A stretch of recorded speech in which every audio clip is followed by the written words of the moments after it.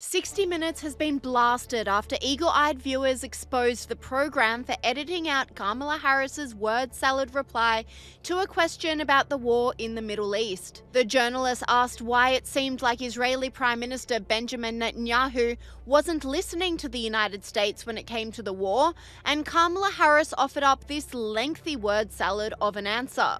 But it seems that Prime Minister Netanyahu is not listening.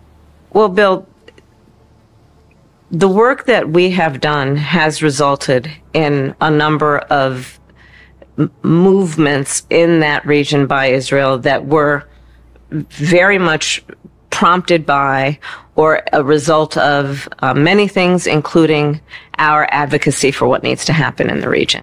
The answer was aired by CBS as a teaser for the interview on Sunday night's Face the Nation program, but was replaced with a completely different sentence from earlier in the interview for Monday night's 60 Minutes program, and also for the show's YouTube channel. It seems that Prime Minister Netanyahu is not listening. We are not going to stop pursuing what is necessary for the United States to be clear about where we stand on the need for this war to end. Viewers of 60 Minutes and commentators reacted immediately, blasting the edit on X. This commentator said 60 Minutes cut Kamala's nonsense answer on Israel and replaced it with a completely separate sentence she said earlier in the interview. Mixing and matching questions and answers. This isn't journalism, it's fraud. This commentator said 60 Minutes removed Kamala's word salad in the latest version. 1984 is here.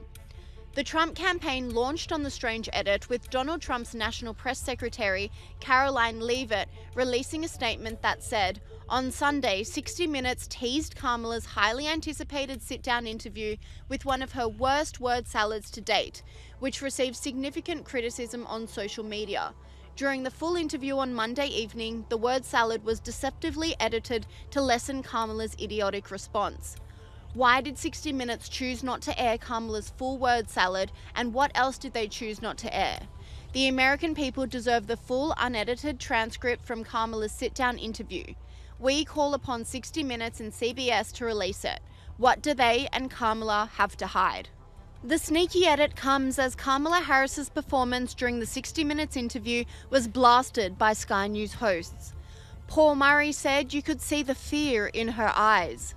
You can see the frighten behind her eyes, which is why the interview she's doing in the next 24 hours, Howard Stern, who has said that he hates Trump supporters, not just Trump, and Stephen Colbert, who of course had people dress up like the vaccine. So we get the cuddles that she's going to get, but at least a serious interview, and surprise, surprise, the mental Jenga that she's playing, the tower fell down. He also doubled down, calling it her toughest interview yet. She was interviewed on 60 Minutes in the United States, and it's the toughest interview that she's got.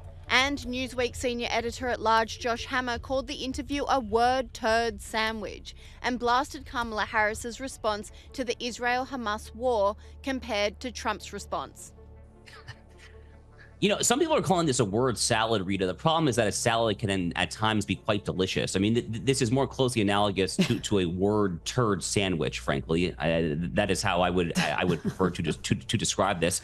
You know, Rita, I'm coming to you. I actually came straight from an event that President Trump did on October 7th. I came straight from Trump National Doral, his golf resort in South Florida. He hit a grand slam home run. This was an event that Trump did earlier today here in the United States, talking to a predominantly Jewish room, although there were certainly Christian supporters of Israel there as well. He gave a fantastic speech where he solemnly vowed to stand shoulder to shoulder with the Jewish people and the Jewish state of Israel. He said, "You will never, ever, ever have jihad or the threat of another Holocaust on my watch. This never would have happened under my watch." He said all of the right things, and he means it. He actually visited the Ohel. He visited the gravesite of the Lubavitcher Rebbe, Rabbi Menachem Schneerson, may his memory be a blessing, one of the greatest Jewish sages of the 20th century. He was there earlier on Monday with Ben Shapiro up in New York City visiting this gravesite. I mean, this is a man whose natural sympathies for the broader Judeo-Christian inheritance that makes Western civilization cannot be doubted. You compare that to what we just heard there. I mean, how do you even compare that? I mean, Donald Trump is going to the Lubavitcher Rebbe's grave in New York City, and she's planting a tree at her place in Washington, D.C., and Tim Walz is sitting down with Stephen Colbert. I mean, you simply just cannot compare these two things. Final point, just real quick. You know, Kamala Harris, right there in that response, tries to do something that a lot of Democrats do, which is to say, oh, I stand with Israel, just not with Benjamin Netanyahu and the Netanyahu government. Total baloney. Benjamin Netanyahu speaks for the Israeli people when it comes to his announced war aims of eradicating Hamas and returning the hostages, which have been his two war aims for a year now. Something like 80% of Israelis agree with those two war aims. So this purported divide between Netanyahu and the Israeli people, it's a false divide. You either stand with both or you stand with neither.